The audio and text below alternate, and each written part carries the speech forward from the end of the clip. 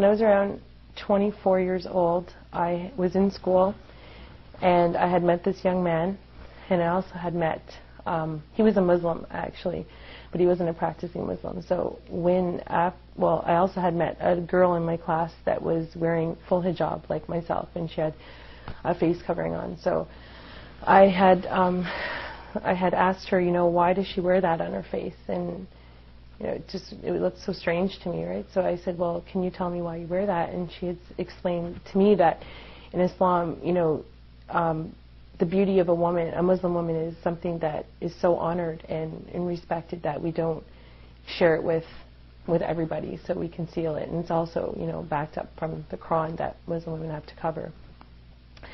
So I thought that was interesting. So then I said, okay, fine. I left it, and I had a relationship with this man at school.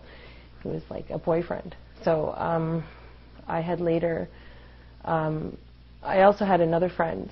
I'm not going to mention his name, but he was an Arab and he was Christian. And he thought, I guess at the time, that I was going to convert to Islam because I had this boyfriend. And even though I had no interest really about Islam, right? So he actually prompted me to learn about Islam because he used to bring, he used to work at this gas station close to my neighborhood, and he used to bring me information protesting, going completely against Islam, saying that Muslim women are, I guess I should be honest and say exactly what he said, that are whores, and that they're allowed to have more than one man, right? And this is actually coming from the Quran, he said. So I said, I said to this guy, I'm like, I really don't think that's true. I said, because my reference point back to the girl at school, I said, it doesn't make any sense, right? And I said, why would she cover if she was promiscuous? So I said, well, I don't know about that. So I said, and I guess in his mind, he was trying to get me away from, converting, because he thought, because of this Muslim boyfriend, he was going to marry me, or it was like he was in a panic, telling me, bringing literature to me.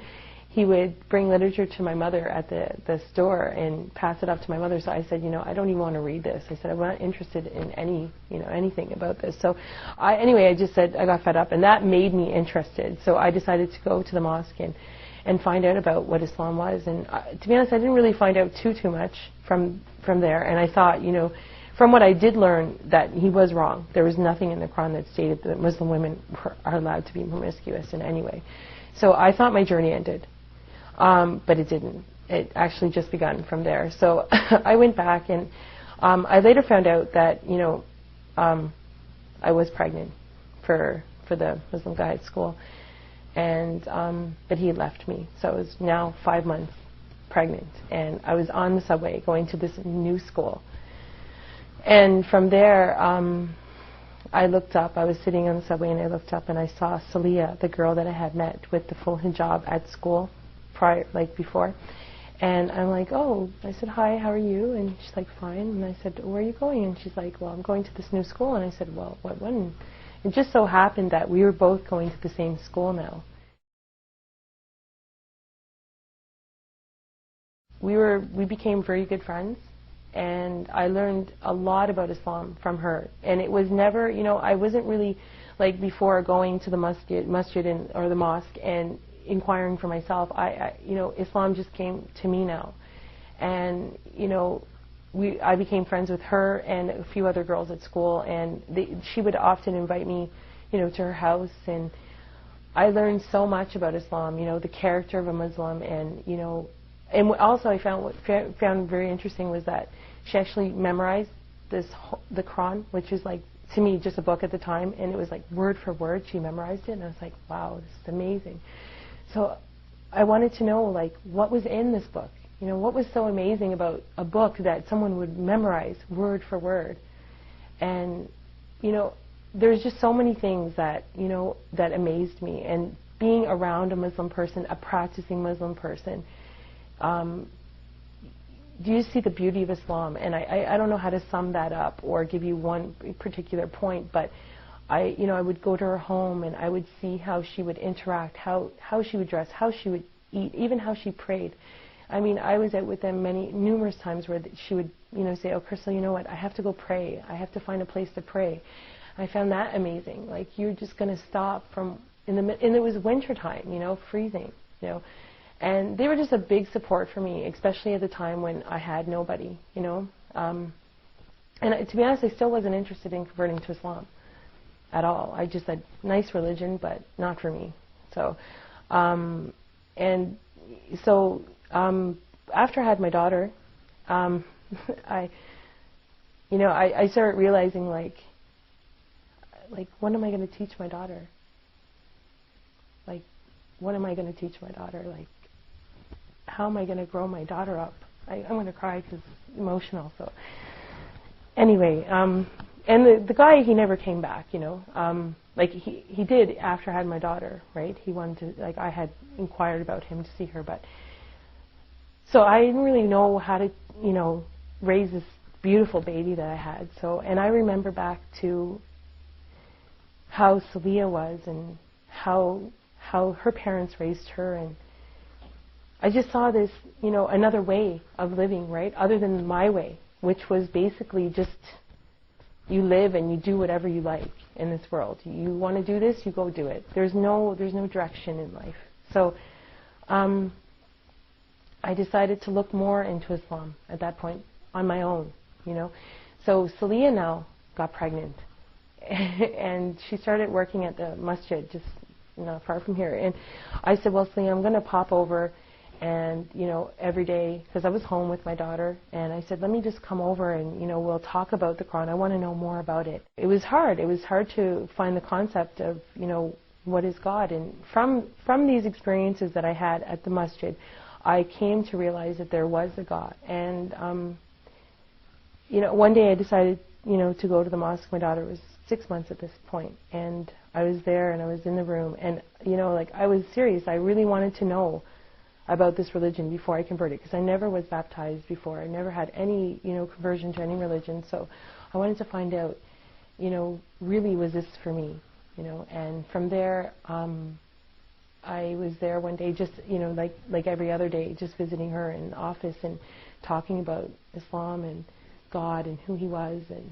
you know, what Islam can offer me and my daughter. And so one day there was a funeral of a baby girl, and from there I just thought, life's so short, you know, like, you have to really make it a decision about where you're going. So I converted that day.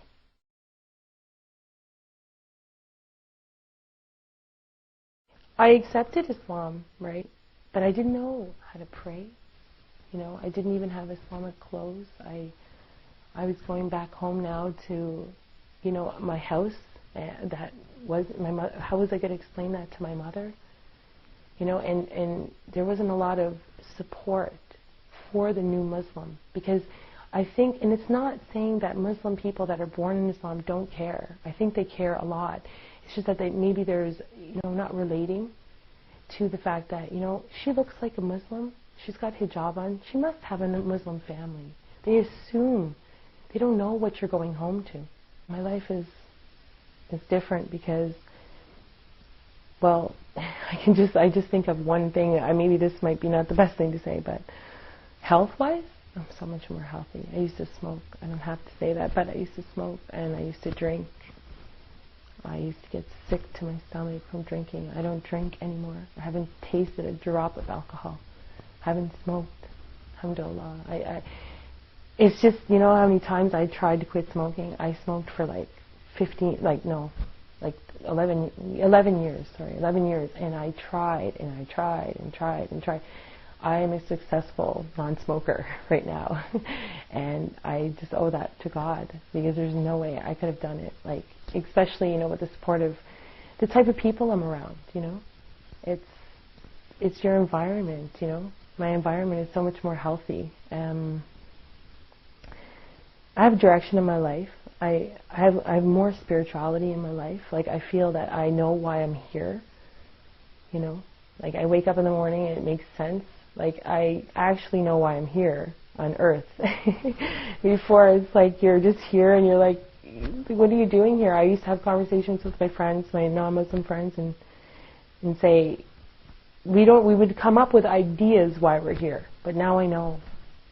That gives you direction. That gives you a lot of confidence, right?